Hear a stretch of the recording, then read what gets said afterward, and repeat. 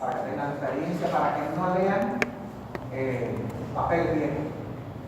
Esa es la realidad. Y estamos inconformes con nuestro sistema, lo criticamos, hemos dado pasos atrás, pasos adelante, hicimos transformaciones que no sé si las habrán hecho aquí y están relacionadas con poner a un docente en primaria y secundaria para impartir todas las materias. No sé si aquí lo habrán hecho. Cuba se hizo una revolución, entre comillas, diciendo que eso era una mejor manera de llegar al estudiante. Y se formaron profesores integrales, maestros integrales. Eso fue un error gravísimo también. Gravísimo.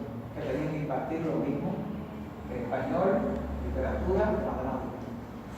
Y aunque sea a nivel muy escolar, pero sí trajo consigo desastre, porque profesores de matemáticas, perdón, de español, de literatura, que no tienen dominio ni a ese nivel de la matemática que deben tener.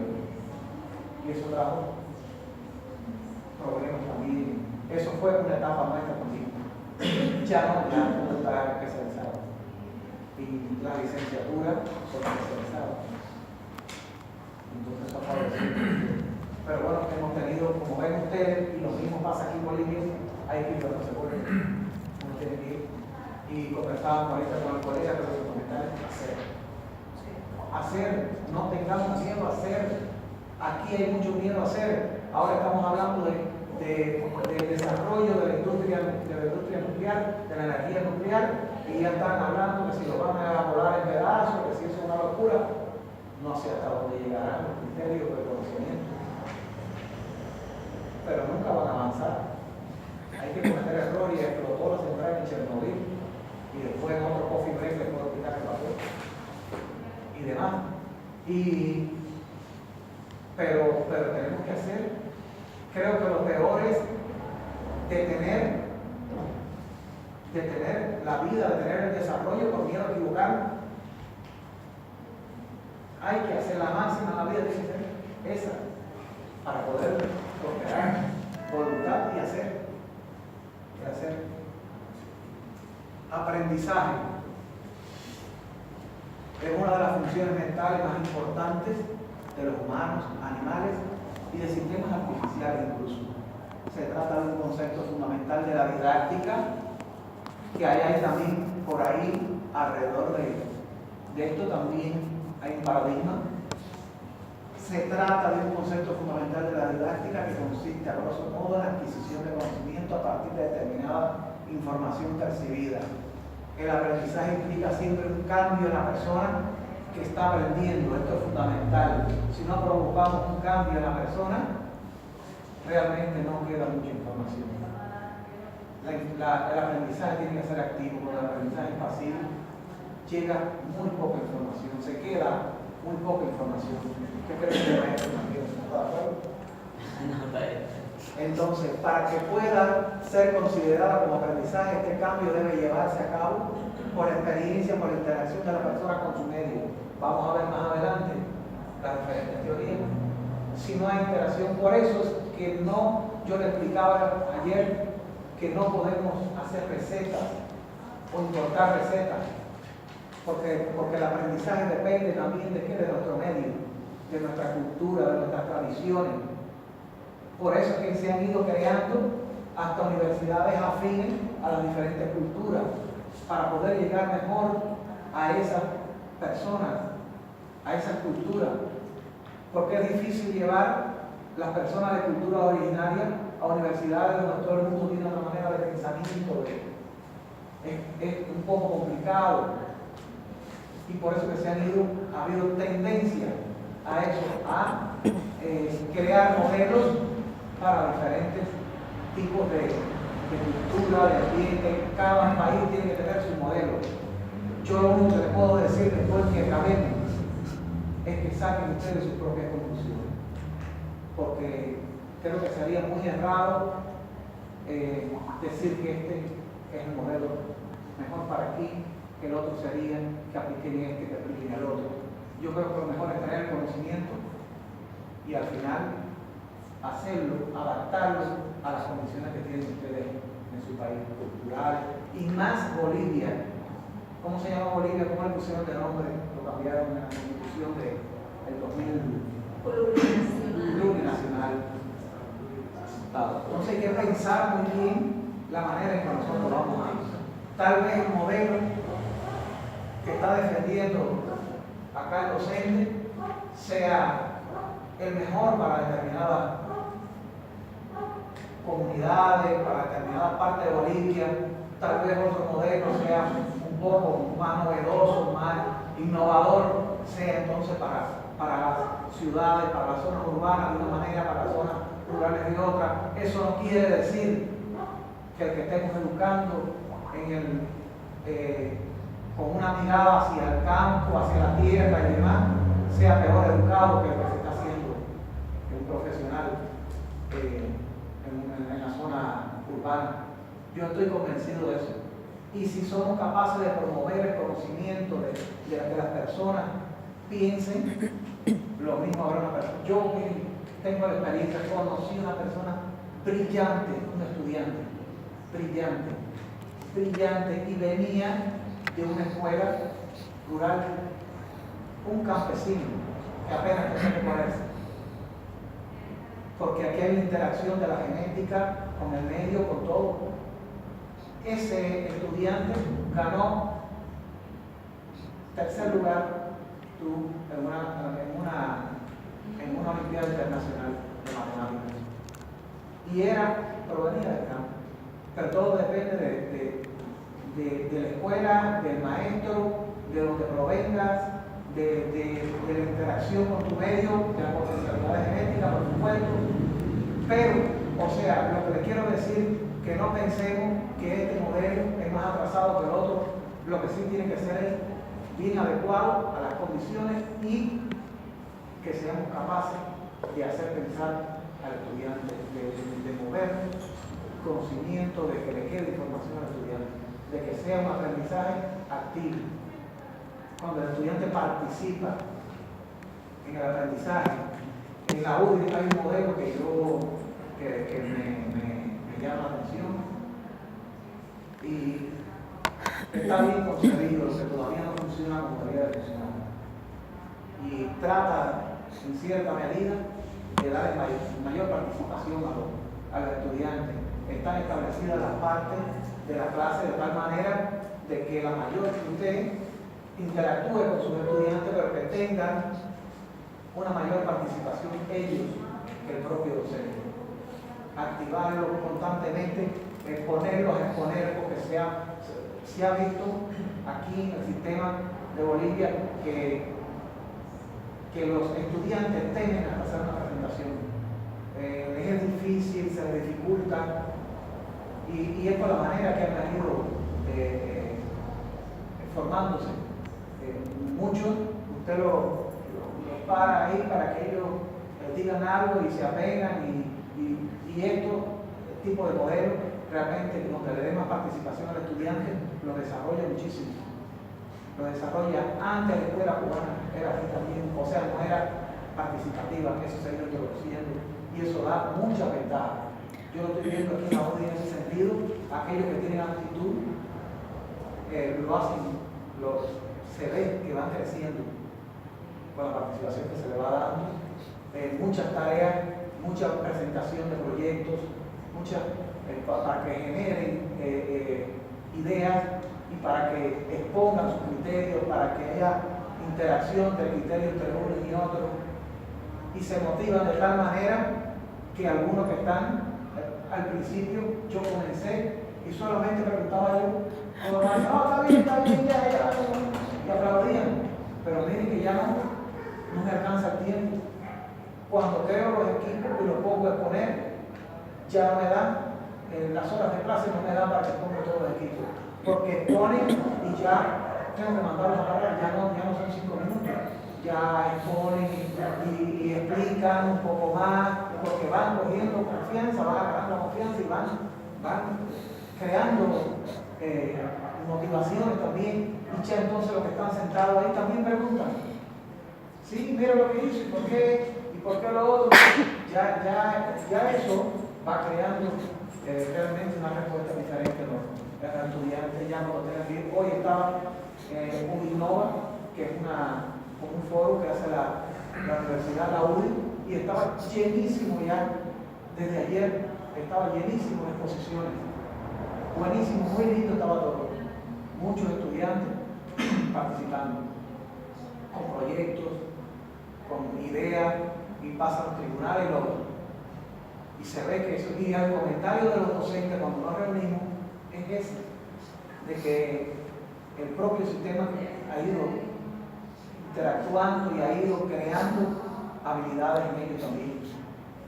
Eso es importantísimo que lo hagamos. Eso se está llevando mucho a cabo.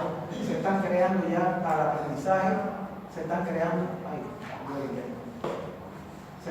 en las universidades, incluso las infraestructuras en las universidades que se están creando en muchos lugares del mundo ya no son así, como este salón cuadrado. Ya infraestructura donde los salones son redondos. La he visto ya en otros países. Los salones son así redondos para que el docente esté en el medio y todos estén de frente, tenerlos todos cerquita, al lado y todo poder emitir con un panel. Se están haciendo así las infraestructuras ya en algunas universidades. Tuve experiencia ya en la Universidad Cultural en todos los edificios son redondos. Y cada vez que usted entra en todas las aulas son redondas. Todos se distribuyen así, alrededor del docente. Y propiciar siempre el debate. Eso fija más el conocimiento que leer mucho. Que leer mucho y meter información y obligarlos a que aprendan. Eso.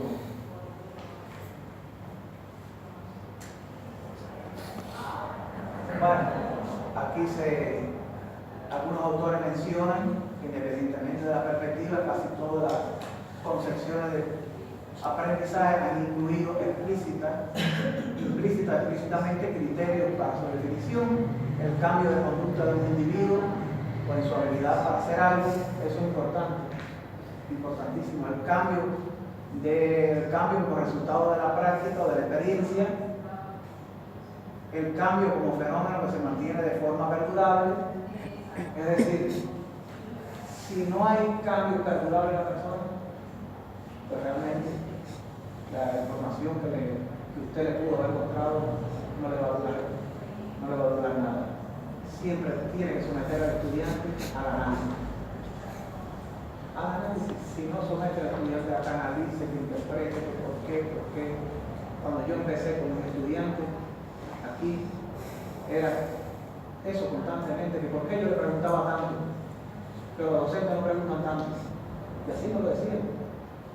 Bueno, esa es la manera de yo saber si tú aprendiste de motivarte la próxima vez, por lo menos. Tengo que empezar por ahí. Te tengo que preguntar, y no te pregunto ni un concepto de memoria, ni te pregunto qué cosa es tal función, escríbemela, no. Yo te pregunto todo, interpretación pura. ¿Qué entiendes por esto? ¿Qué relación tiene esto con esto? ¿Por qué tú crees que si esto disminuye, qué pasa con lo otro? ¿Qué relación hay? Eso. Porque de la experiencia que hemos tenido, nos hemos percatado, de eso, y la UDI se ha percatado aquí donde estoy, de que realmente el estudiante se forma con muy poca preparación en el análisis. No hay manera, no se le puede preguntar mucho sobre la teoría, sobre el porqué de lo que acaba de aprender, porque siempre y reprueban una cantidad y su tesis bien elevada, porque hacen su tesis, que es ilógico que ellos hacen su proyecto de tesis y cuando se paran, exponen y le preguntan, no saben muchas cosas de las que hicieron. Si lo hiciste, lo elaboraste tú, ¿por qué no puedes explicarlo? ¿O lo pagaron? ¿O qué es lo que pasó? Porque eso es otro estilo de aquí de la universidad, y es que se pagan las tareas. Ya tengo colegas que me han convocado a crear un negocio, ese es el instituto, como le llaman, para atender eso. Tareas, no sé qué, no sé cuánto. El profe quiere participar, quiere con nosotros matemáticas, física y química, para que participe con nosotros para hacer como una escuela de liberación, no sé cómo se llama. Curso de liberación. Curso de liberación. Bueno, están creando, alguien de ustedes van a crear y me propuso un profe de la universidad para que yo participara ahí. Y entonces, si yo voy allí a ese curso y le enseño y el alumno aprende, cumple y paga, bueno, puede cumplir el objetivo. Pero si yo lo que hago es hacer la tarea, pues así estamos fastidiados. Porque realmente va a ir para allá. Si el docente está interesado en que él aprenda, le va a preguntar, a ver, maestra, ¿cómo lo hiciste? Y se va a percatar de que realmente no lo hizo. Pero si el docente no está muy interesado en lo que quiere ganarse la plata y salir rápido de su hora de trabajo, pues simplemente, ya hizo la tarea, muy bien, siempre. Y eso pasa con mucha frecuencia. Porque yo me percato, yo en la universidad le doy muchas tareas. Hágame esto de un proyecto, hágame lo otro. Y cuando viene a otra casa, a veces lo trae muy bonito, bien fundamentado. Digo, caramba, esto tú lo tenías hecho ya, porque no puede ser que en 3 días tú me hayas hecho todo esto. Lo tenías hecho de otra asignatura. No, profe, yo lo hice. No, está bien, perfecto, maravilla, siéntate ahí. A ver, ¿y esto de dónde sale? ¿Por qué a ti te dio positivo? Si aquí este valor es negativo y cuando tú sumas y restas este valor es mayor, ¿por qué aquí pasará eso? ¿Qué indica esto? Profe, no me pregunte, ahora ya yo lo hice. Y es porque simplemente me percato ya que fue que alguien, un profe, alguien se lo hizo. Y entonces, yo sé que ustedes no pueden accionar sobre eso, pero por lo menos donde estén, en cualquier tipo de educación, privada, en un colegio de este tipo, de liberación, de lo que sea, tenemos que tratar de que aprendan. ¿Cómo procede de política que realmente no lo va a Yo lo evalúo por lo que me responde, y si no sabe nada de eso, pues lo recuerdo. Porque, ¿qué estoy evaluando yo? ¿Lo que aprendió o lo que me trajo?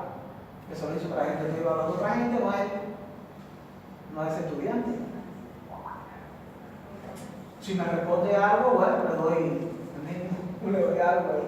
Pero si no, bueno, repruebo. Porque yo tengo que evaluar lo que es aprendizaje, yo no tengo que evaluar el trabajo que tú me trajiste. Yo quiero el trabajo es para evaluar tu aprendizaje. Si te lo hizo otra gente, y yo me percato que te lo hizo otro y que tú realmente lo trajiste para cumplir, pues simplemente yo el aprendizaje es malo. ¿Qué te voy a dar? Y así mismo se lo hago conocer, y ellos lo saben. Y yo no soy el docente furia de... Hay docentes que son mucho más estrictos, y yo trato de no intimidar tampoco, porque tampoco es bueno. Esto es una balanza. Y si no, me cogen odio, y no sé, y cuando viene a ver a rato, en definitiva, al final van a terminar la mayoría sin aprender, y entonces trato de apretar y soltar, como decimos los cubanos. Pero tengo que exigir, a mí lo que me gusta valorar es el aprendizaje, es lo importante. Si no, estamos fregados. El aprendizaje es lo que yo tengo. Todo, a mí me pueden ver, a todo lo que yo le pongo de tarea me lo tienen que poner. Me lo tienen que poner, exponérmelo, explicármelo. Si no me da tiempo en la clase, voy a la otra. Y preguntan. ¿Por qué esto? ¿Por qué? Y ustedes saben cómo es ¿qué tiene que ser? Prepárense, entiendan lo que están haciendo. Lo primero que tienen que hacer es un mapa conceptual. Tiene que estar claro, hacerse un esquema de lo que uno ha hecho, un entendimiento. Hay algunos que se paran y me dicen, Profe, yo me lo sé, lo que nos explicado. Por ahí está el número de los videos que lo voy a poner ahorita. No, si no sabes explicar, no lo sabes. Si tú no sabes hablar, ¿qué cosa es eso que tú me estás diciendo que tú lo sabes? No lo vas a explicar. No. Aunque tú eres mudo, por eso no lo voy a explicar. No, tú tienes que saber explicármelo. Decirte aunque sea con 4 palabras de muy baja, ¿cómo se llama? Técnica. Y decirme por lo menos, mire, profe, esto cuando te agarra para acá, el otro viene para acá. Y por eso es que los dos se contraponen y da cero. Ah, mira, aunque no lo diga con el lenguaje, no tiene que decir técnico, pero tú tienes que entender. Si yo te llevo a hacer una demostración y te digo, ¿por qué es negativo el signo al final del resultado? No, profe, imagínate, si yo resté eso ahí, me digo, no.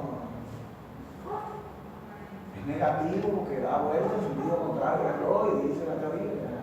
Tú tienes que explicarme eso. Si no, el kilo. Así no me español.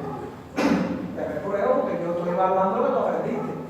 Y yo me desgarganto y hablo y explico que si da vuelta para acá es positivo y si da vuelta arriba es negativo.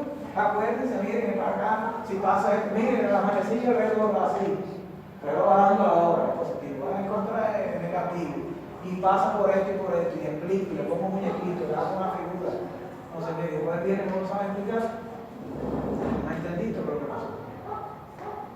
Pero lo que tengo que evaluar es el aprendizaje. No te puedo evaluar otra cosa.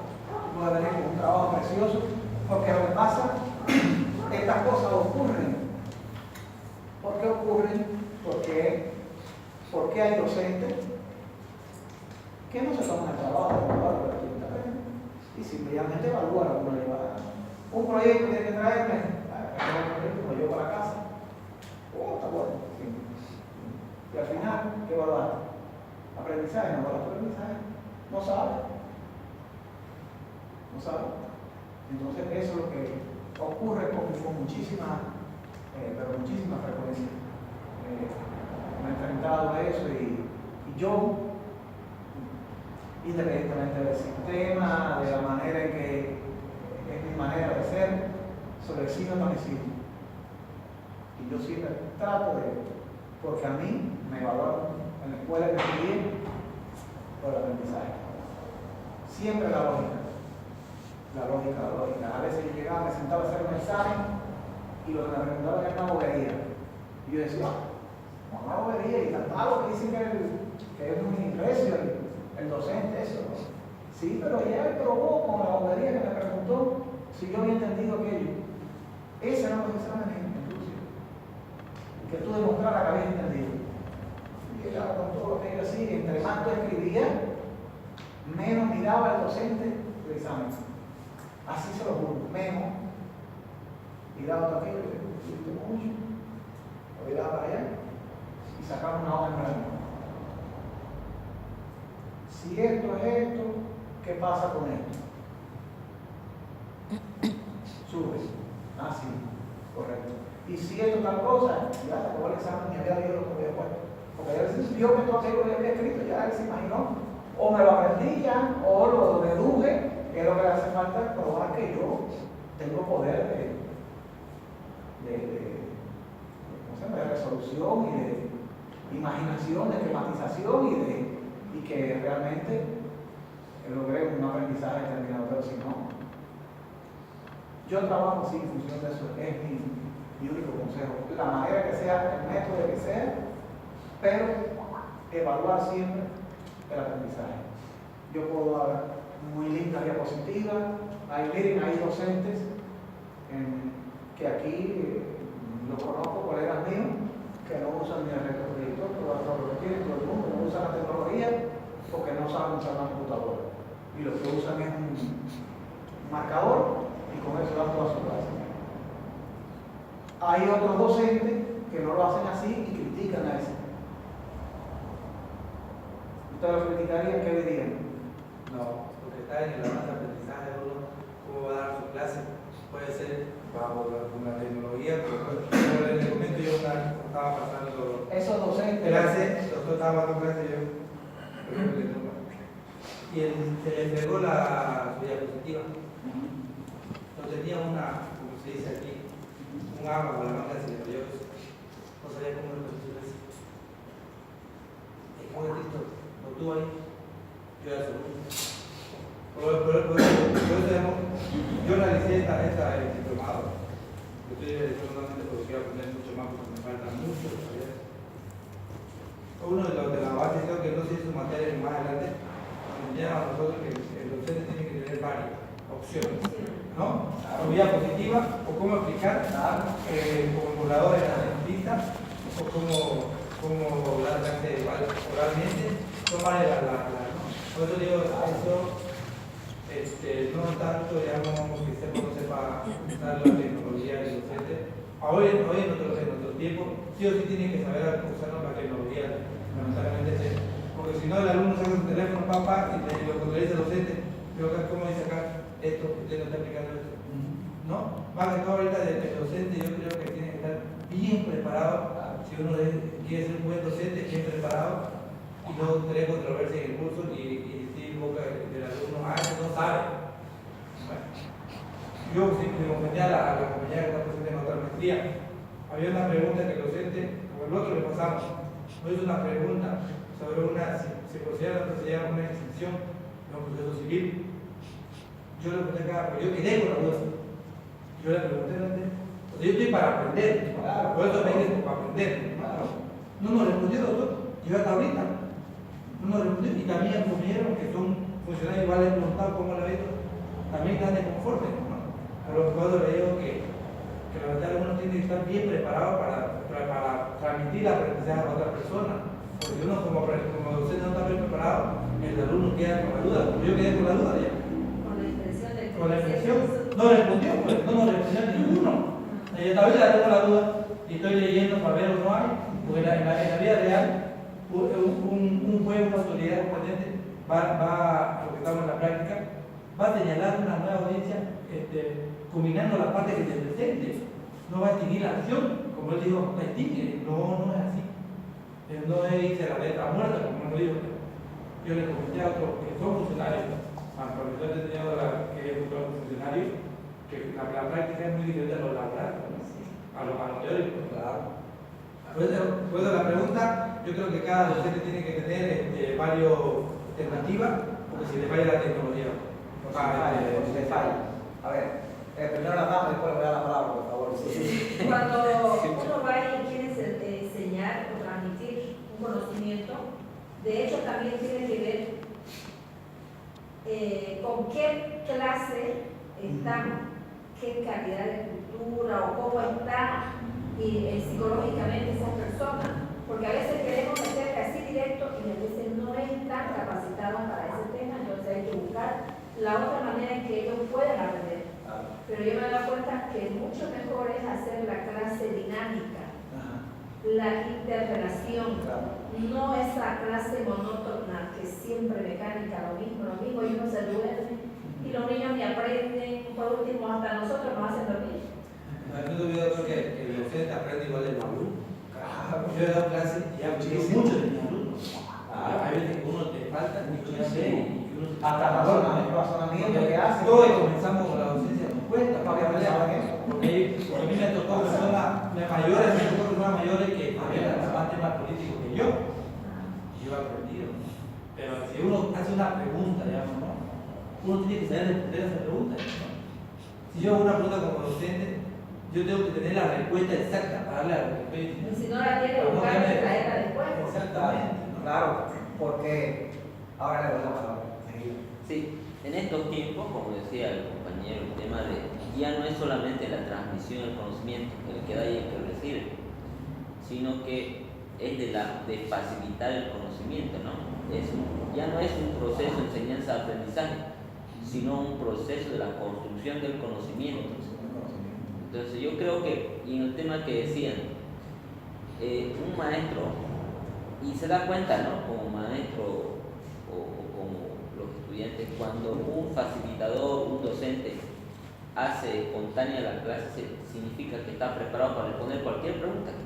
Pero cuando la direcciona solamente y parece un recetario, ¿no? Un recetario, esto, el otro, Y uno se da cuenta pues, de que solamente está abocado en esa parte y no puede salir de eso porque tiene ese recetario. Si se sale, ya lo tumbaron. ¿Sí? Así más o menos. Entonces, y creemos que esa debe ser la nueva lógica, ¿no? Desde que todos sabemos, todos conocemos y el intercambio de conocimiento es para la construcción del conocimiento. ¿Ya? ¿Nadie da opinión? ¿Qué creen? ¿Qué va a hablar? Vamos a ver el compañero, el aprendizaje. Antes era la teoría y después el aprendizaje, ahora es aprendizaje y después la teoría. Ahora se aprende y después escribo lo que ha aprendido. Sí. Antes te estudiaba y daba su aprendizaje, ahora es al revés. Ahora aprendo y escribo lo que he aprendido. Claro, claro. Bueno, para mí, tanto el docente que va con esto en las manos o el que va con una diapositiva, si es capaz de lograr el aprendizaje, de fijar sus conocimientos en el estudiante, los dos está correcto. Creo que lo importante es tener las dos herramientas, porque la didáctica es importante para facilitar el conocimiento. A veces se hace, bueno, antes hubo también premios Nobel cuando no había, ¿cómo se llama? Solo pizarrón. Eso no quiere decir que la tecnología esta, sin esta tecnología no podemos crear, formar y lograr un aprendizaje de primera en un estudiante. Miren, yo estudié en Rusia, bueno, eran otros tiempos, hace un poquito ya, ¿no? Yo no soy tan bien, hace 25 años, y la mayor parte de la clase, para no decir la mayoría de los docentes y todo, lo daban con tiza, ¿cómo llaman aquí tiza? Tiza. Con tiza en el pizarrón. El Y celular. nunca vi uno de mis docentes con un documento en la mano. Y hacían demostraciones que eran kilométricas, matemáticas, de física, y nunca era un desprestigio llevar al aula por donde guiarse. ¿Qué le parece? En una ocasión no se me olvida nunca que era un docente muy, pero muy exigente. Tenía unos 70 y tantos años, casi 80 años. Y se complicó ahí con la demostración y aquello no le daba. Aquel hombre se ponía rojo, se ponía de todos colores, por la vergüenza que le dio ante sus estudiantes. Pero no fue a buscar nada. Cuando vio que no podía, le dijo, les pido disculpas, doy por terminada la clase. Apagó y se fue. Y en la próxima clase, cuando vino, dijo, me había quedado aquí, el error que había cometido era este que estaba acá. Que no les puede pasar a ustedes. Miren, con los años que yo tengo, lo que pasé, la pena que pasé, la vergüenza que pasé. Miren, el error que yo cometí, eso es para que ustedes lo recuerden, ese error no les puede pasar a ustedes grave. Y por ahí di una clase del error que había cometido, entonces, explicando. O sea, hay que ser también un poco sencillos y honestos a veces, porque realmente tenemos que estar preparados, pero una pregunta difícil no la hace cualquiera. Tenemos que sabernosla todas, porque el docente tiene que sabérsela todas, pero realmente no, porque la lógica y la vida es compleja y los conocimientos son, en una persona también son limitados. Te pueden hacer una pregunta que te ponga en una situación compleja, tú tienes que sencillamente asumirlo y decirle, mire, la próxima clase vamos a ver el tema y con mucha delicadeza prepararte y venir y hacer un debate a conciencia del tema que le pidieron, que aclararan. Sí, por favor. Bueno, a la Y porque la realidad es esa, un docente, cuando no hay alumnos motivados, hay docentes pero que les gusta eso, no tener un estudiante motivado. No le ponen situaciones difíciles, nadie quiere aprender, nadie, yo doy lo que entienda y se acabó. Me ganaron mi plata, problema de ellos. Eso pasa muchas veces. Eso pasa muchas veces. No te ponen en situaciones difíciles, explica lo que entiendes, si quieres explica, si no me explica. No debato mucho, eso es un facilismo. Y eso pasa bastante. Es más fácil. Un taxista así.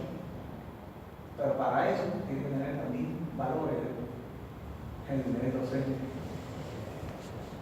Porque si no cree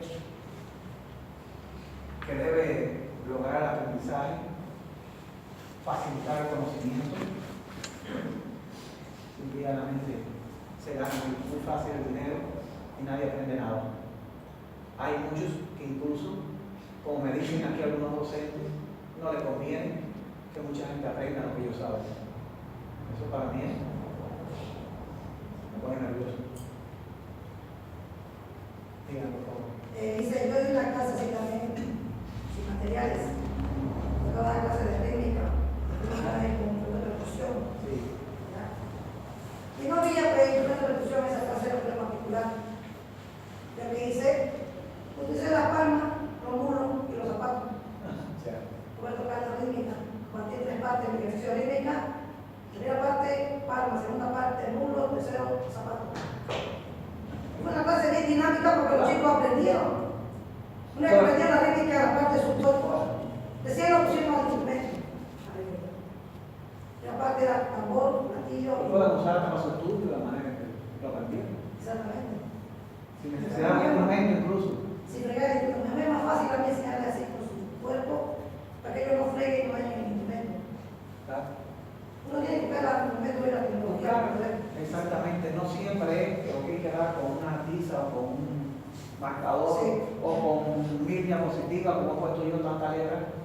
O sí, en realidad es así.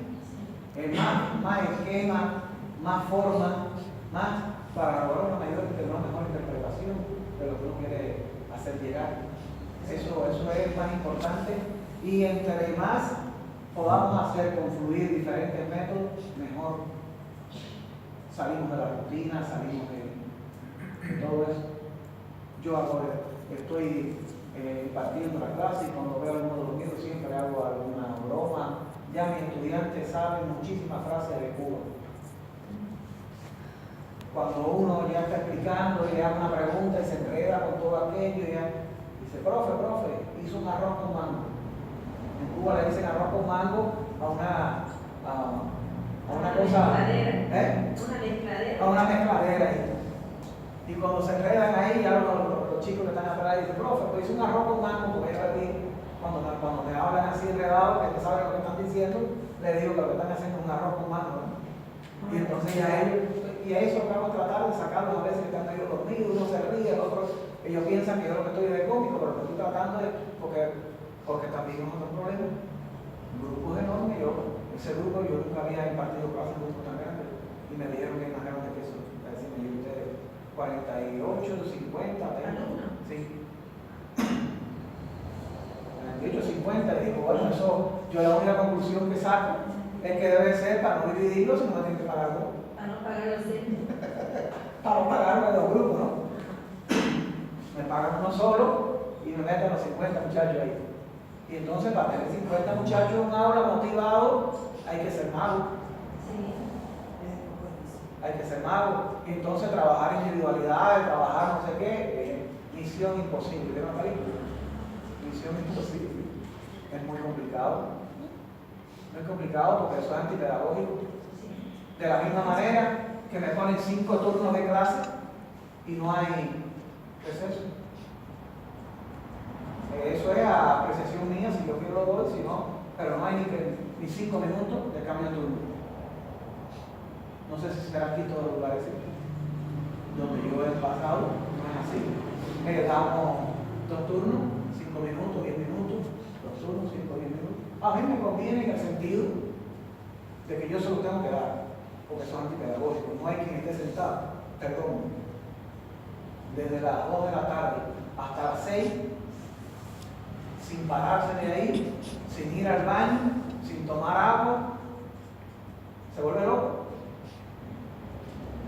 Y así está estructurado el horario. Entonces, a mí me han ido a visitar la clase y digo, bueno, con su perdón, y se lo discuto para hacer, yo tengo que dar 10 minutos. Porque tienen que tomar agua, tienen que ir al baño, no puede ser 4 o 5 horas, por lo menos a ese nivel estamos perdiendo clases. Esas cosas decisiones, porque si no, también se muere uno, se muere gente cuando lo hace sin parar. Y además, ya después que llevan un par de horas ya lo multiplican por 0. Ya desconectan porque no hay quien esté con la atención 5 horas. 5 horas atendiendo sin perder nada en el camino. Es muy difícil. Se atrofia, se cansa el cerebro de estar en eso. Y tú tienes que hacer un cambio de actividad para poder continuar, porque si no es tedioso, aunque tú no lo quieras, pero es muy tedioso, uno se cansa. Aquí ustedes están obstinados de vivir. Entonces, eso pasa, son aspectos que hay que tener en cuenta. Entonces, hay recursos, un resumen de las similitudes y más abajo las diferencias entre teoría, modelo, paradigma, aprendizaje, educación de los conceptos. ¿Qué cosas, qué incluye nuestro, qué diferencias hay, qué similitudes y diferencias hay entre ellos? No se las voy a repetir. Y abajo entonces hay un videito que viene con algunos aspectos relacionados con todo esto. Vamos a contar aquí. Para que escuchen a otra persona que no sea Formación educativa y el cambio, la conclusión y la bibliografía. Para hablar del conocimiento es necesario señalar que deben existir por lo menos dos componentes: un sujeto cognoscente y un objeto cognoscible.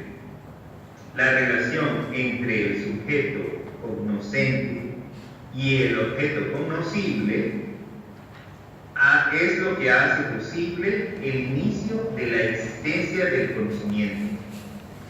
El conocimiento es un proceso, porque no está dado, es decir, un objeto nunca es conocido de manera definitiva. Más bien se trata de ir conociendo al objeto poco a poco.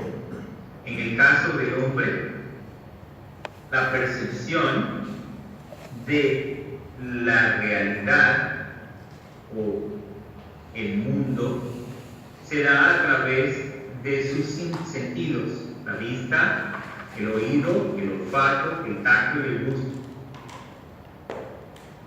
Se percibe a través de los sentidos,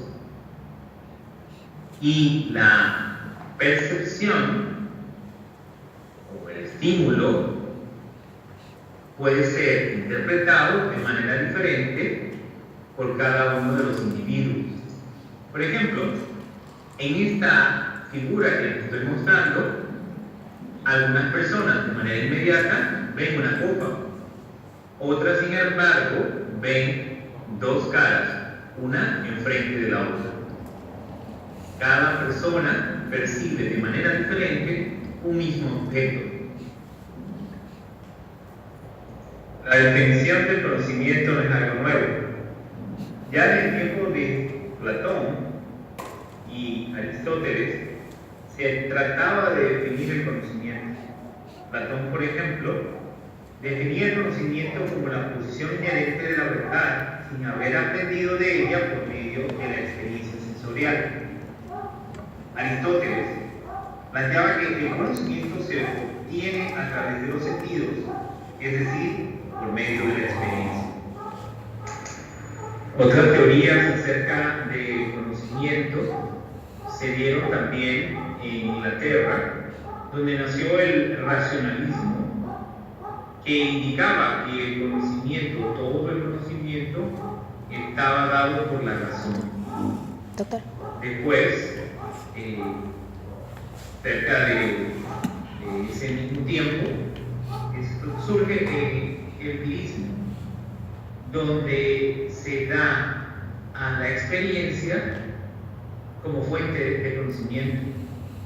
Después, el asociacionismo, donde en este principio es el principio de la asociación. Las ideas complejas provienen de la asociación de otras más simples. De las diferentes teorías que pueden existir, la teoría de los niveles del conocimiento integral es una teoría bastante interesante, pues habla del conocimiento sensorial y del conocimiento lógico.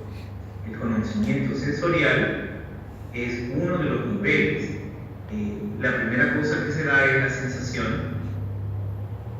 después se da la percepción y la representación dentro del conocimiento sensorial. Después de la representación se da el concepto, el juicio y el raciocinio. Y concepto, juicio y raciocinio, estos niveles pues son los niveles del conocimiento lógico. Para llegar a esto pues hay que pasar por primero un proceso interno de reflexión, una introspección que ante el conocimiento pues, produce una reacción y invita inmediatamente a una expresión, y cuando eso tiene significado pues obviamente a una participación. Con referente al aprendizaje, el aprendizaje pues se define como la acción y efecto de aprender algún arte, oficio u otra cosa. Aprender ha sido definido por Canet en el 65, por Pérez Gómez en el 88, por Zabalza en el 91, Alonso en el 94, Gallego y Ungalo en el 2003. De todas estas definiciones, lo que podemos llegar a concluir es que aprender es un cambio de conducta resultado de la experiencia.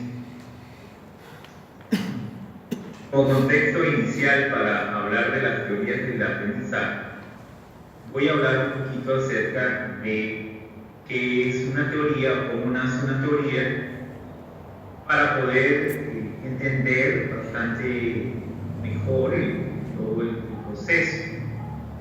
Regularmente lo que sucede es de que vemos, observamos casos particulares, y de esos casos particulares a veces sacamos casos generales y explicamos algunas cosas que deducimos de un caso general en un caso particular. Para hacer un poco más clara esta explicación, en YouTube di esta explicación y me gustó, por eso la estoy compartiendo.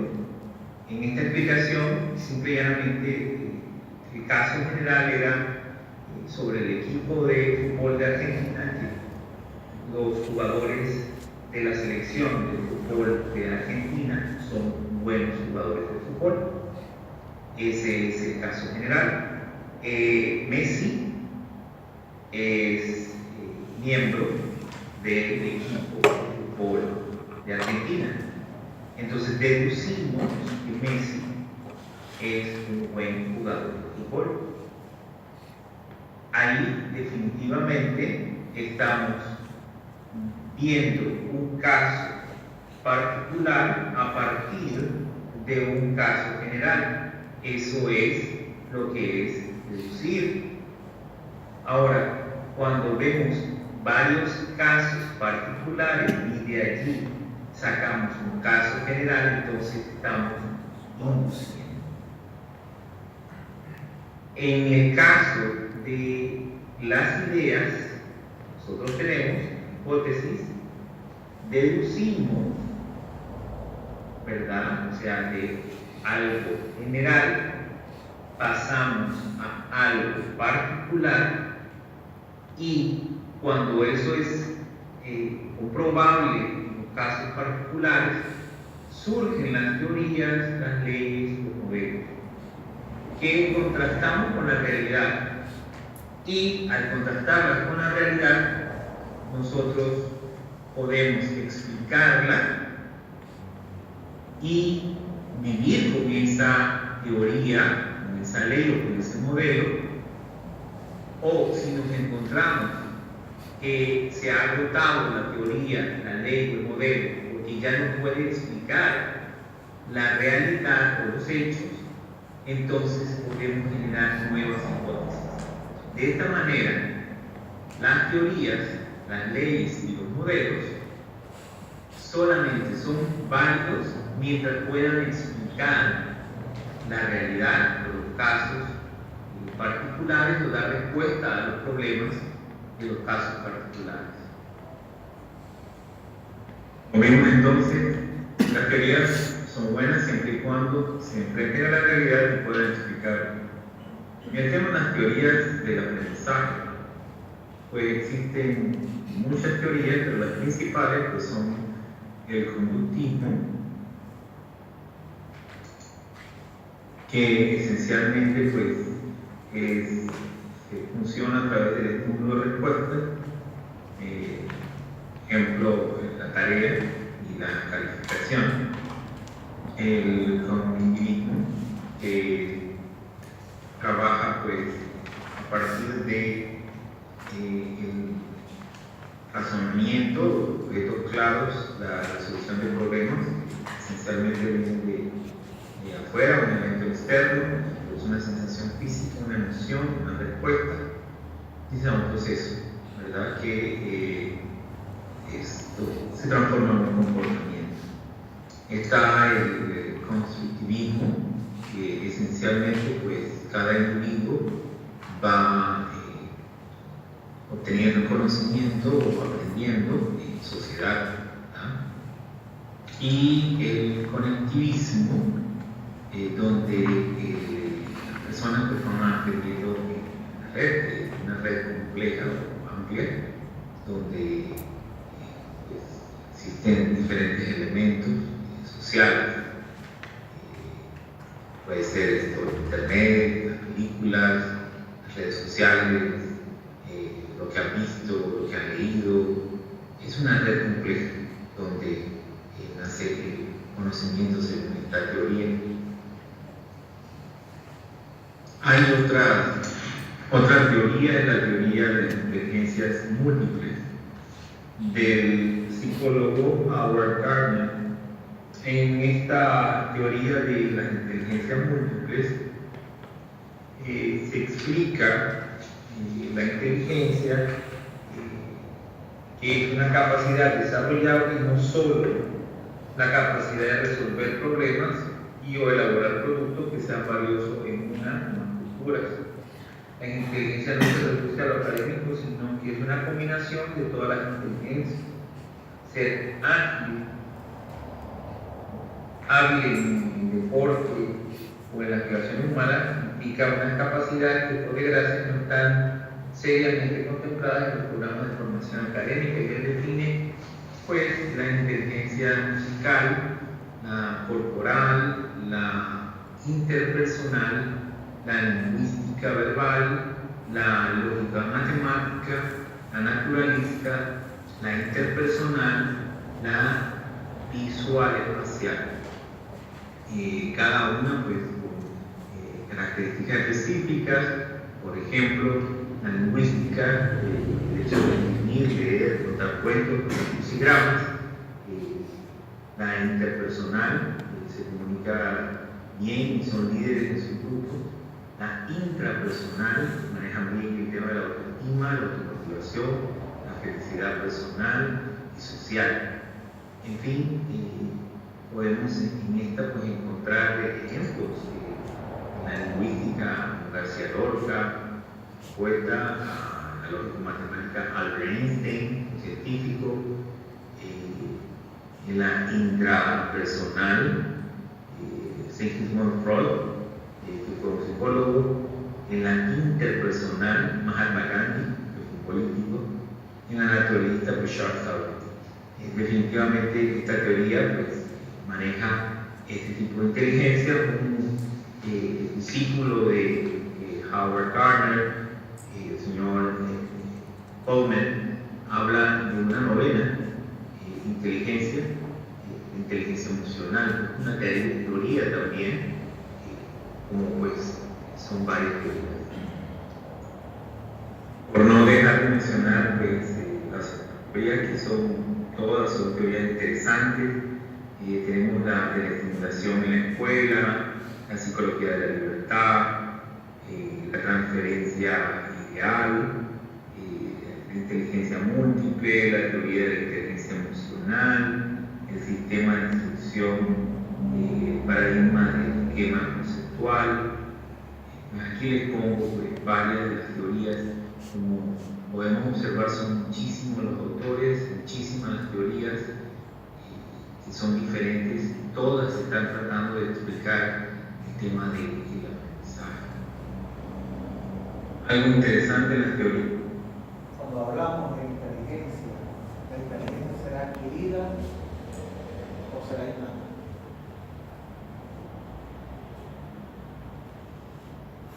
Viene innata generalmente y luego se va acumulando según la percepción. ¿Qué creen? Cuando se habla de inteligencia, ¿será la inteligencia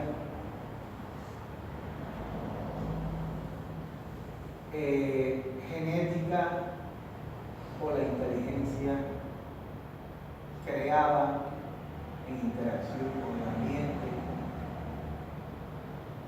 ¿Cómo lo ven? Yo pienso que es adquirida en parte es adquirida. En parte adquirida. Sí. ¿Qué cree José? Yo creo que, de acuerdo a las distintas teorías, es adquirida, ¿no? ¿Qué adquirida? Sí, que depende en el contexto en el cual se envuelva el individuo, las conexiones que vaya teniendo en su contexto, para el desarrollo de las diferentes habilidades, destrezas. En cambio, por ejemplo, como veíamos ahí las inteligencias múltiples, kinestésica, musical Sí. y las otras, ¿no? Como decía, escuchaba ahora la profesora de música, alguien que no ha sido estimulado el tema del oído nunca va a poder, digamos, desarrollar esa parte de su inteligencia, no lo va a poder hacer. Pienso, ¿no? Vamos a escuchar a la profesional de la música, que la música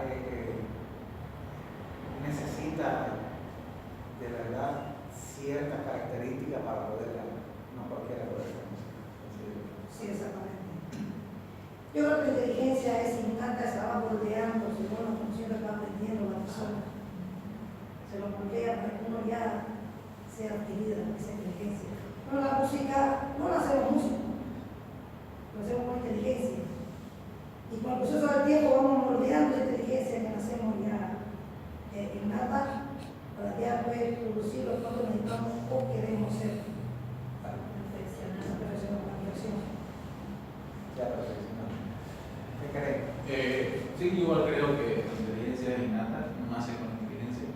Ahora, tenemos ciertas habilidades que podemos desarrollar unas más rápido que otras, y lo que adquirimos es el conocimiento en realidad, ¿no? Entonces, como dice la inteligencia múltiple, hay algunos que son múltiples para el deporte, para la música, para el estudio, pero hay algunos... ¿Qué será lo que cultiva realmente esa inteligencia innata? ¿Qué es lo que logra florecer? ¿Por qué logra florecer? Es decir, existe genéticamente la interacción con el ambiente, el aprendizaje y demás, si no necesitaran ni maestros para desarrollarse como profesionales de la música. Pero realmente esto es una interacción bien compleja, porque si bien hay que tener una cierta actitud para poder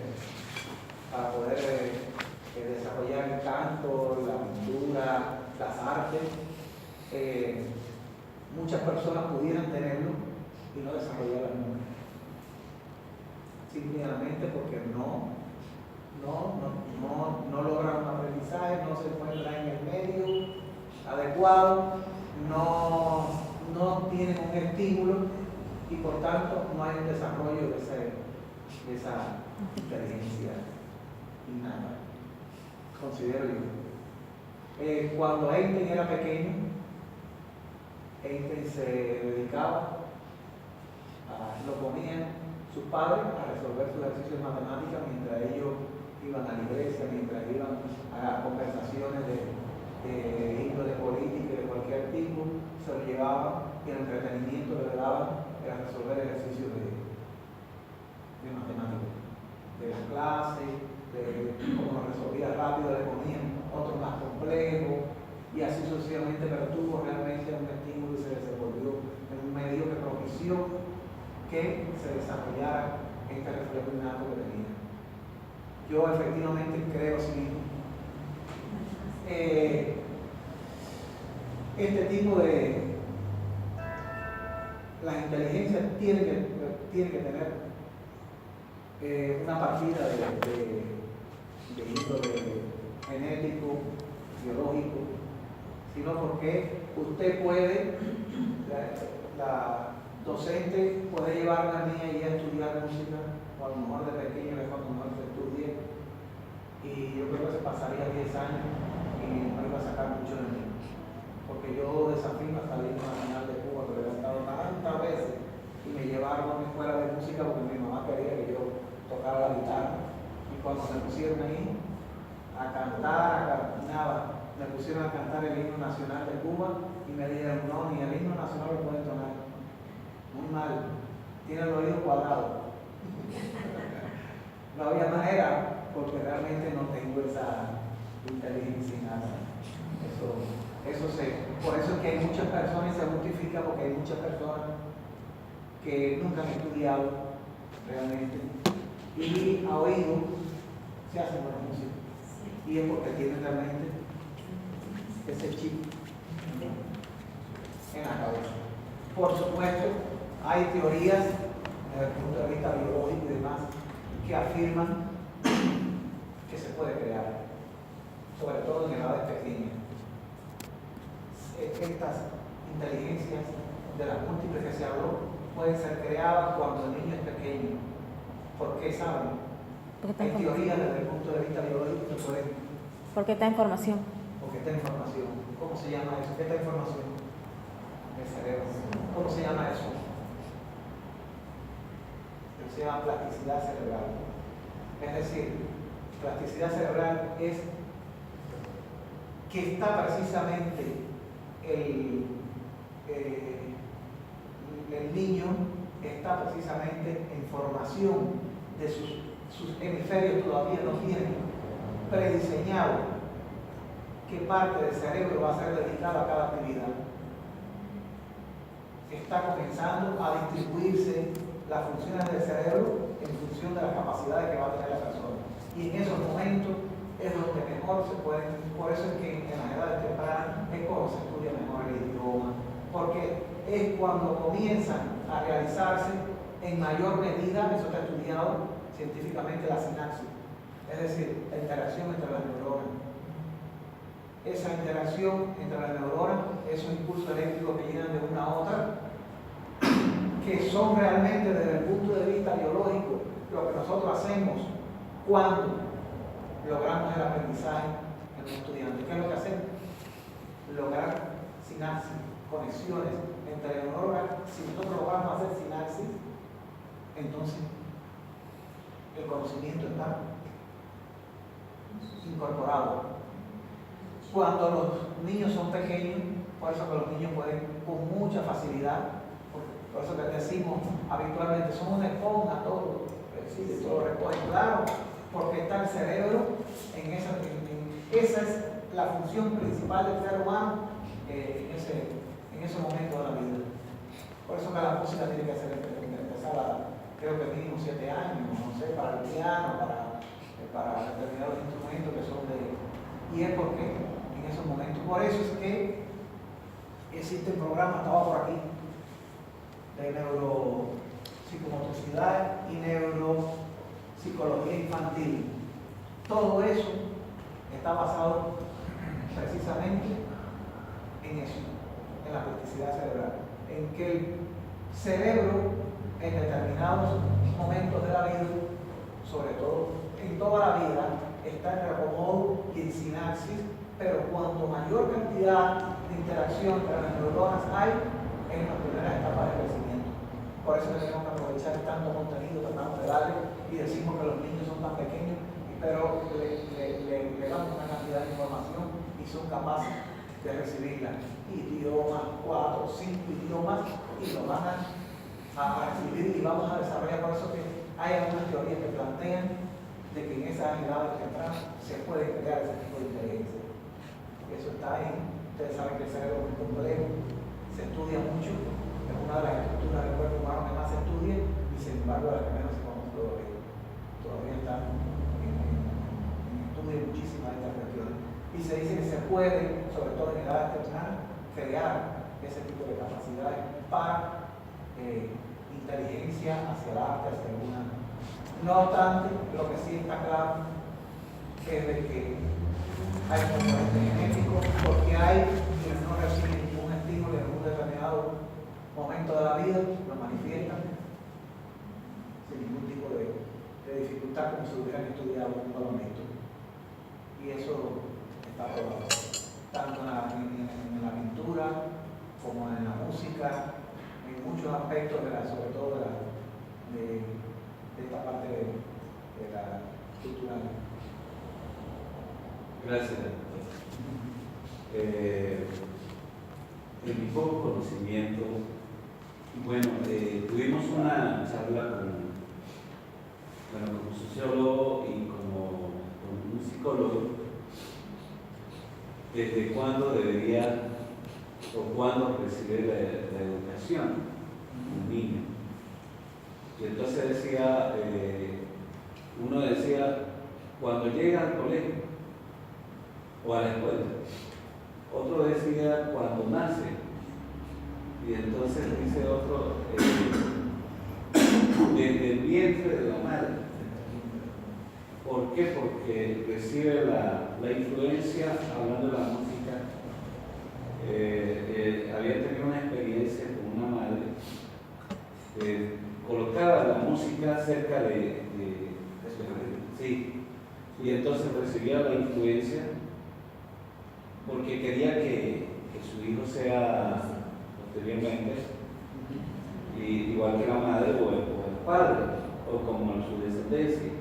Entonces se abocó a eso, y no todos fueron, pero por lo menos uno de ellos fue más influenciado en esa parte, y ya con el tiempo entonces ya se abocó a esa área, pero fue a través de que sí, la conclusión hay que influenciar, porque un estímulo estimular una persona, una criatura que sí ya recibe desde el vientre de la madre.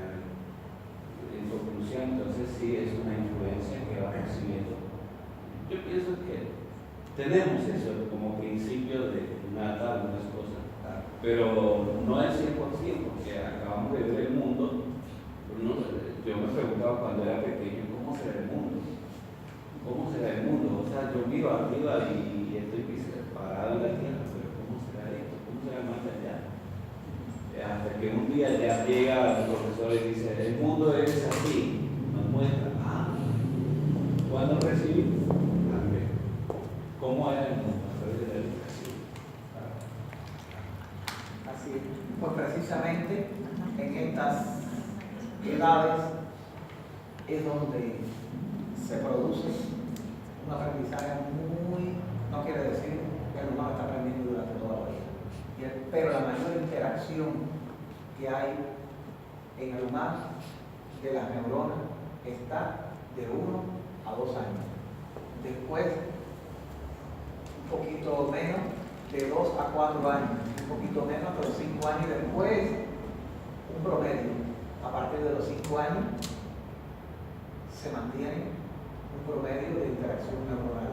Pero la mayor está de 1 a 2 años. Y eso es lo que realmente justifica incluso la rehabilitación en niños, del lenguaje en niños, la rehabilitación de la motricidad en los niños, porque pueden tener, por ejemplo, un síndrome de Down, pero sin embargo el cerebro es capaz de adaptar otro hemisferio, otra parte del cerebro puede adaptarse para cumplir esas funciones. Que es lo mismo que pasa cuando nosotros nos da un infarto cerebral, cuando nos da cualquier enfermedad de esta que nos afecta el cerebro. Embolia. La parte de embolia, todo un ictus cerebral, que puede ser hemorragia, que puede ser una isquemia, o sea, una obstrucción, pero ocurre que cuando pasa eso, esa parte de nuestro cerebro deja de funcionar y ya le está estructurado para cumplir esa función y por eso no sabemos caminar, porque se nos afectó ese hemisferio o esa parte del cerebro dedicada al habla o dedicada a caminar. Y entonces, ¿qué es lo que hace esta técnica de aprendizaje otra vez de caminar y demás? Es reorientar otras neuronas, otros hemisferios para que la persona pueda caminar, pueda adquirir esas mismas funciones, otra parte del cerebro, y la persona entonces pueda caminar otra vez, pueda hablar, aunque no lo haga ya con la misma calidad que lo hacía, porque ya no es la parte del cerebro que tenía predestinada esas funciones, pero sí realmente se puede hacer un reacomodo en ese sentido del cerebro. Esa es realmente, esa sinapsis es desde el punto de vista biológico lo que hay que lograr los estudiantes. Si nosotros no logramos que hagan sinapsis, pues simple y llanamente se fue el impulso nervioso, se fue hacia otro lugar y no fuimos capaces de integrar el conocimiento. Si no somos capaces de integrar, si no somos capaces de provocar un estímulo que traiga consigo una sinapsis, una interacción neuronal, pues simple y llanamente. No, por eso es que a algunas personas, cuando se les quiere llamar que no tienen mucho conocimiento, dicen que es una neuronal. O sea, que no tienen neuronas. Si no tienen neuronas, no hacen sinapsis, no aprenden nada, no saben nada. ¿Usted me quería decir algo? Yo quiero contar una experiencia, ¿no? Porque más o menos el tema, yo mucho hago énfasis en el tema de la influencia del contexto. Porque tuve estudiantes, cuando tenía ahí, resulta que una estudiante que tenía pensaba lo mismo que otro estudiante que estaba en otro paralelo, y su letra, su forma de actuar casi era la misma. Y en una ocasión encuentro a una profesora y me fijo, su letra es la misma que mis estudiantes, y le pregunto: ¿y usted ha trabajado en este colegio? Justamente había sido la profesora de esas dos estudiantes. Entonces creo y veo y tengo mucha experiencia en el tema de que también había una profesora, yo la vi un poco desordenada, ¿no? Y llegaron sus estudiantes de secundaria, eran iguales.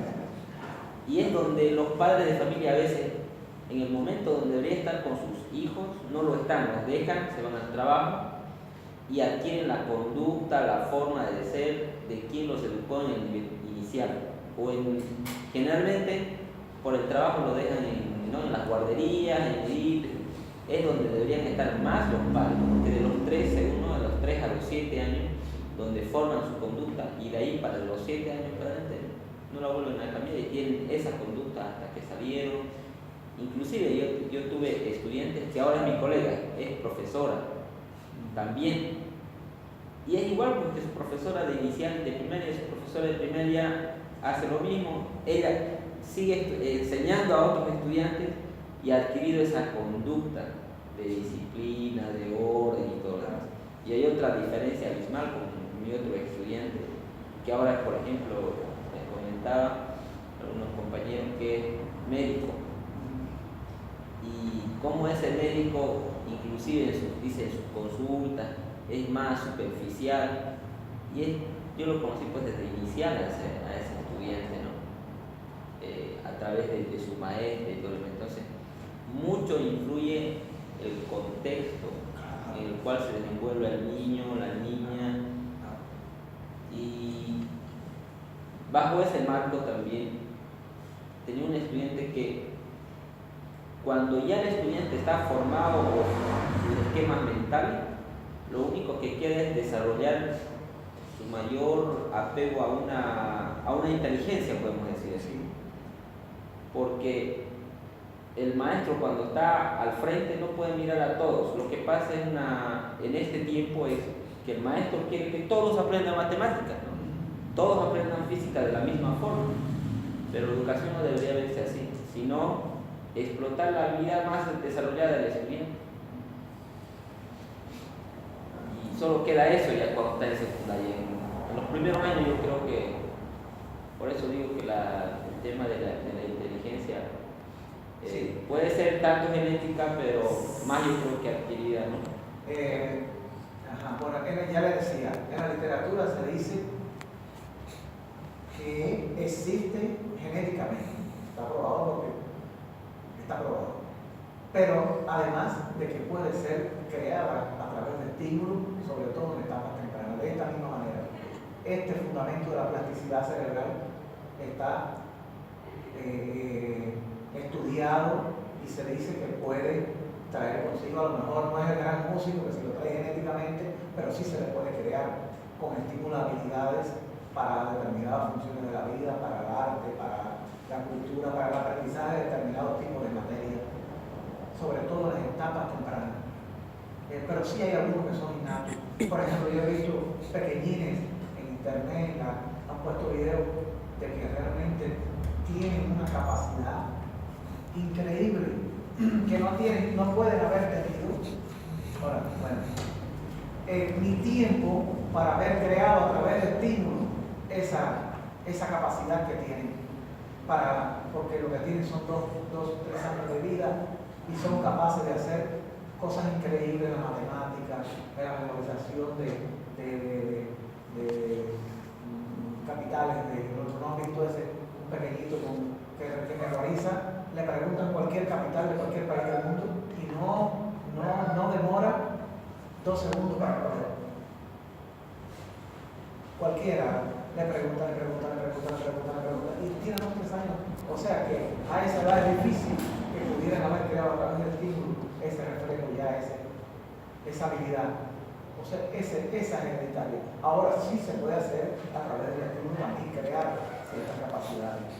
Pero por la capacidad que tiene el cerebro en las etapas tempranas.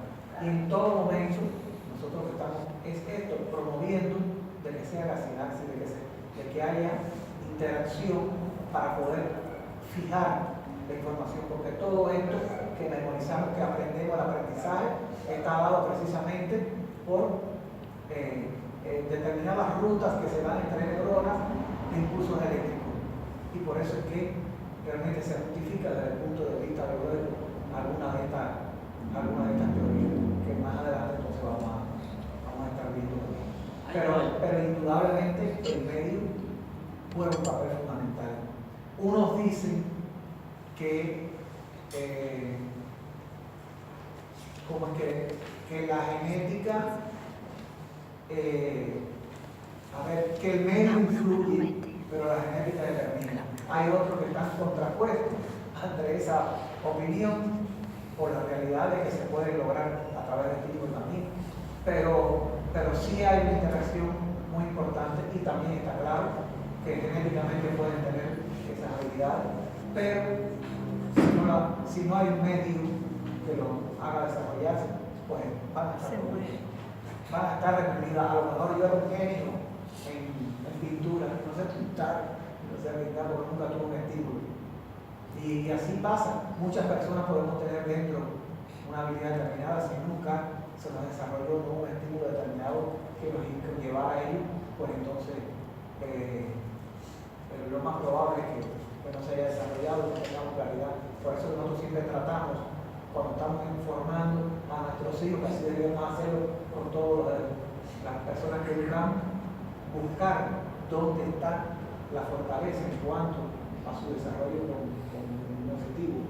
Es decir, buscar si lo que les gusta es la matemática o buscar si lo que les gusta es la música o qué cosa, para poder, porque va a ser mucho, pero mucho más fácil poder desarrollarlo con un pequeño estímulo que tener que formar ese conocimiento desde cero, crear esa sinapsis en el cerebro que no existe todavía, no está prediseñada por genética, ¿no? Entonces esa es mi consideración sobre el tema.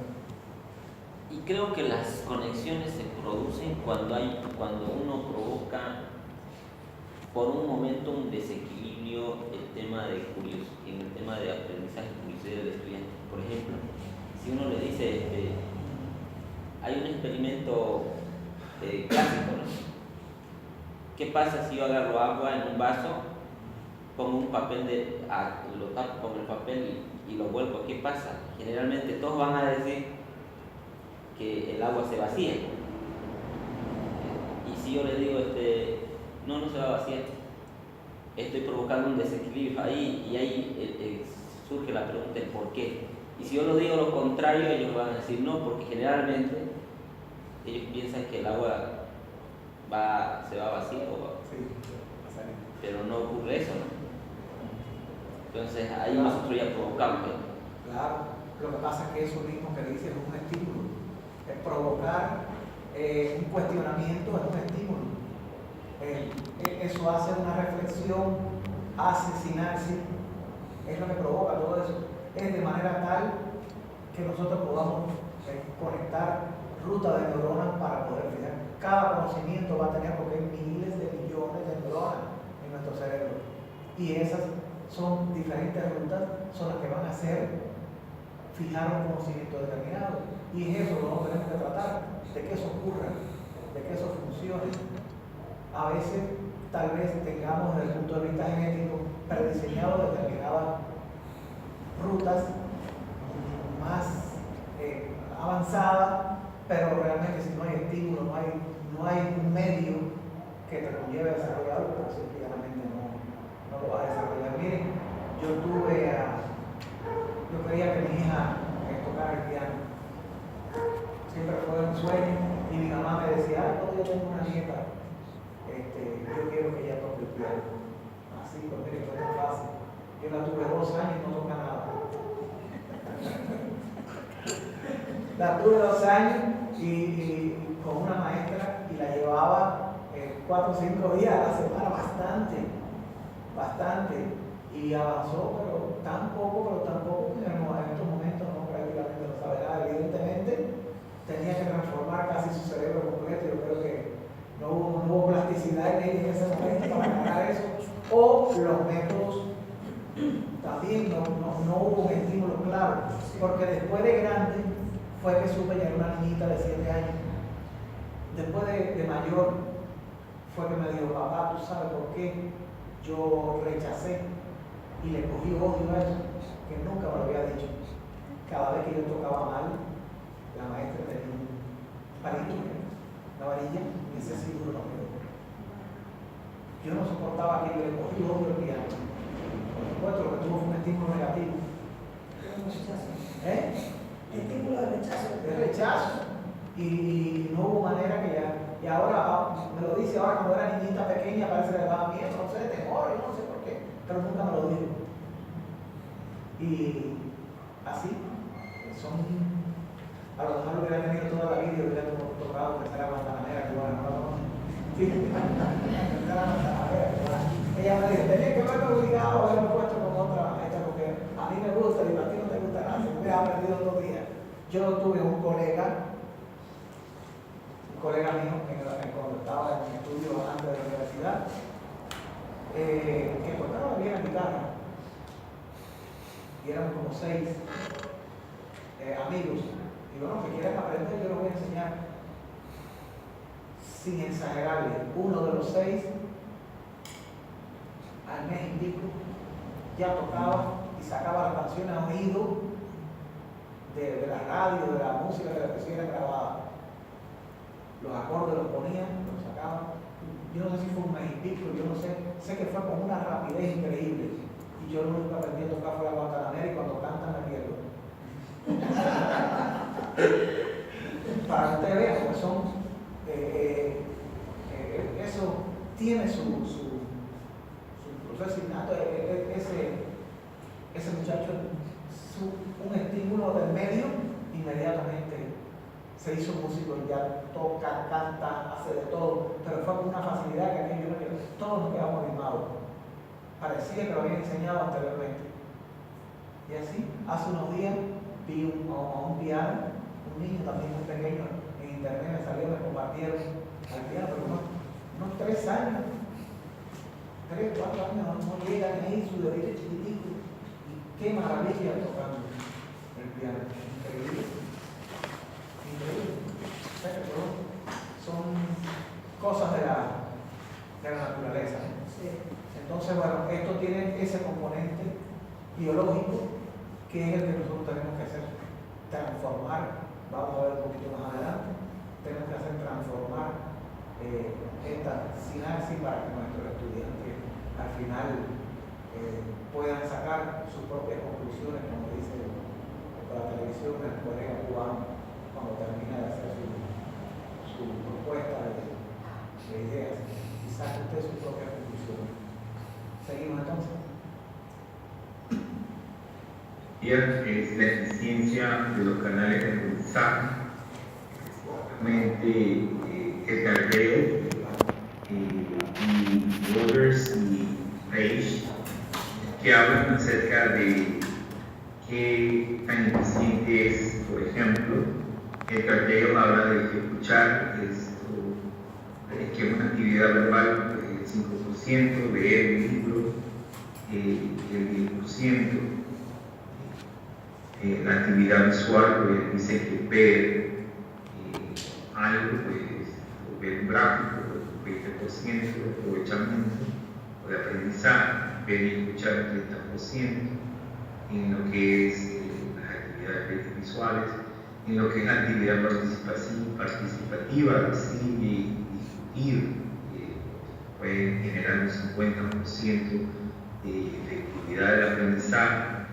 En la actividad pura, habla acerca de hacer, practicar haciendo, un 75% del aprendizaje, y decir y hacer para el carteo da un 90%, o sea, enseñar a otras personas permite que pues, el aprendizaje se dé un 90%. Sin embargo, en cuanto a los canales de aprendizaje y de rendimiento, existe la teoría de Waters y Rich, y en esta teoría el aprovechamiento máximo se da descubriendo, procesando, sistematizando y exponiendo un 90%, ¿verdad? Pues que se parece un poco a la teoría de Tego en cuanto a decir y hacer, o sea, la actividad pura.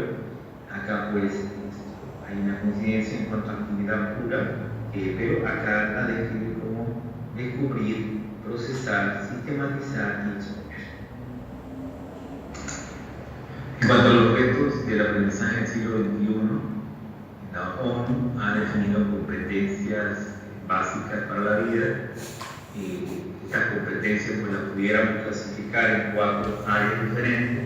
La primera vendría siendo maneras de pensar, que tiene que ver con la creatividad y la innovación, el pensamiento crítico, resolución de problemas, toma de decisiones, aprender a aprender, la metacognición, o sea, el conocimiento de los procesos cognitivos.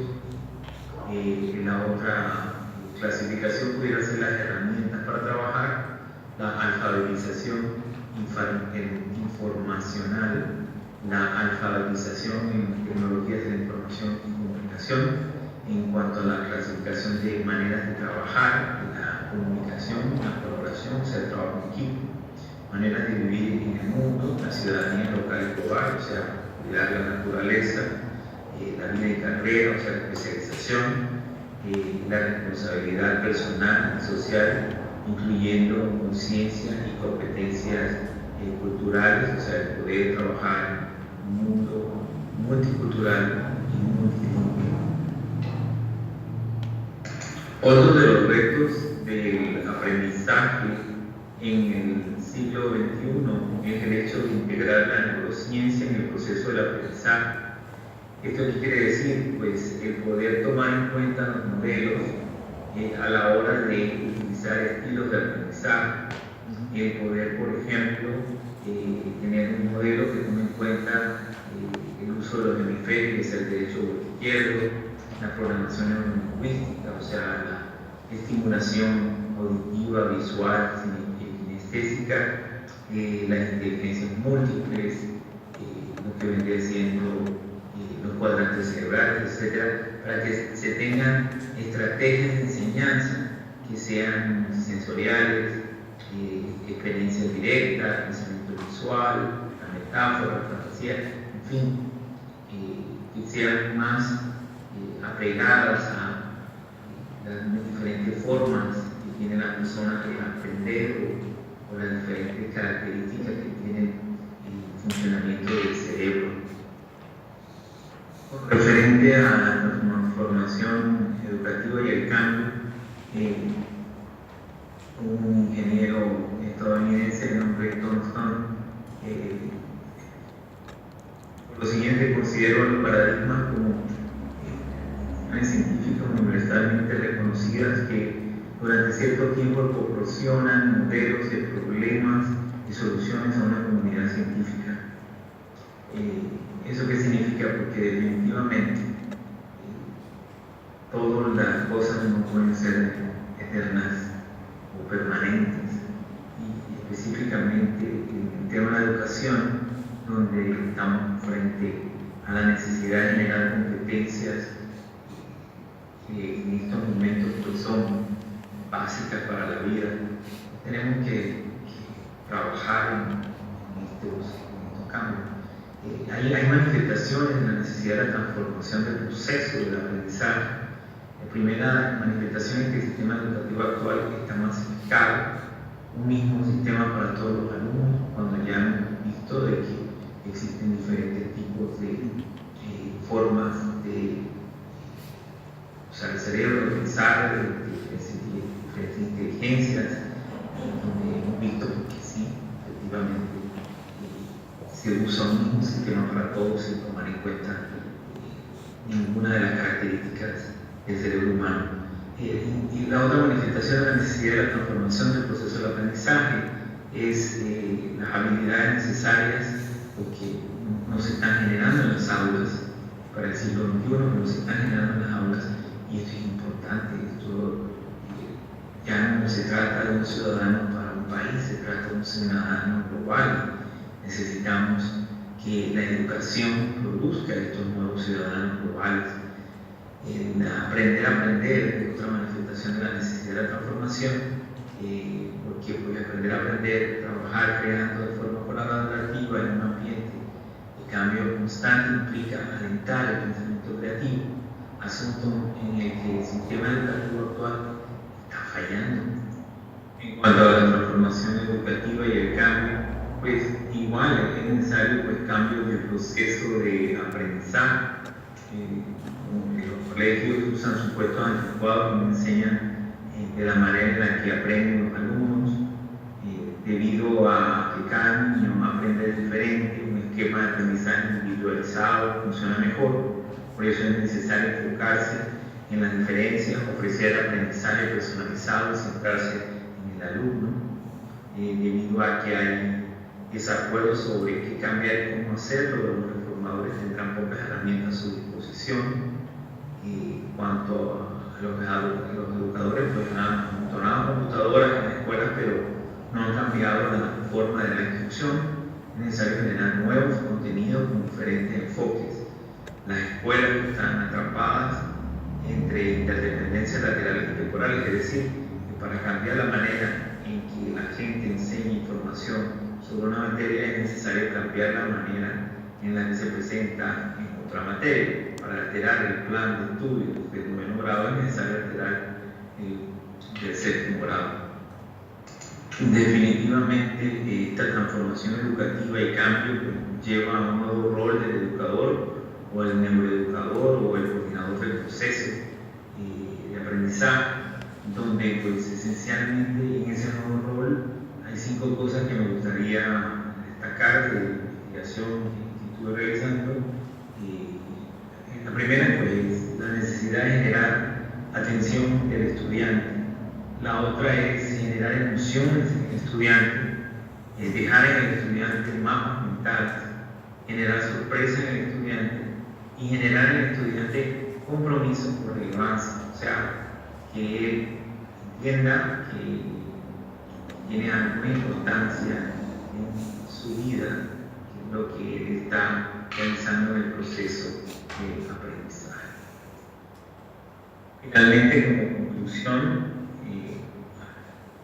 ensayo, puedo decirte que las diferentes teorías que se tienen acerca del conocimiento, del aprendizaje, pues son teorías muy buenas que nos tratan de explicar un proceso que es ya definitivamente un proceso que es permanente, que en ese proceso hemos aprendido, ahora sí, lo que estamos trabajando en el tema educativo, de que el cerebro funciona de una manera en la cual nosotros, si podemos trabajar ayudando a las personas que están estudiando a que todo el mundo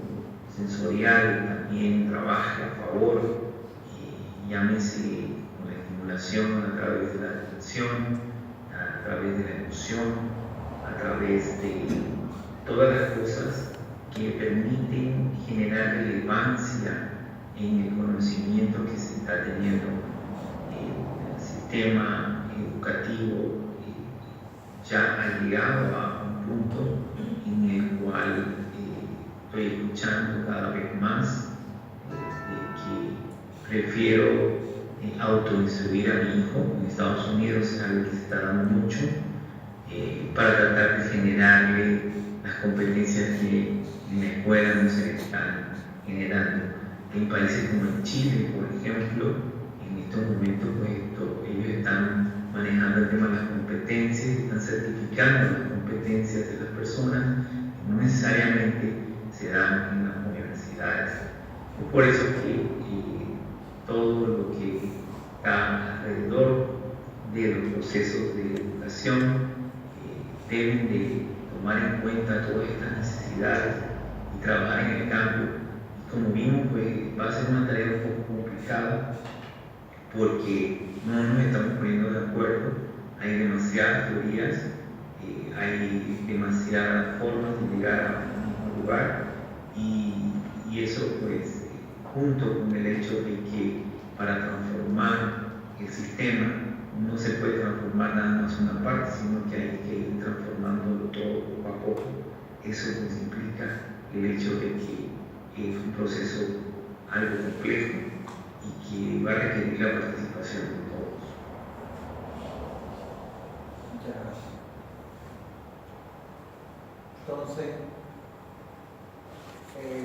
les voy a dar una pequeña tarea. De todas maneras, yo voy a la UDI, estoy aquí en unos minutos. Es cuestión de ir y llegar. Quiero que vayan trabajando en función de determinar aspectos positivos y negativos de la educación superior en Bolivia, para después enfocarlo a ver cómo pensamos que se pueden resolver, tratar de moverlo en función de eso, de la educación superior en Bolivia. No vayan a poner más negativo que positivo.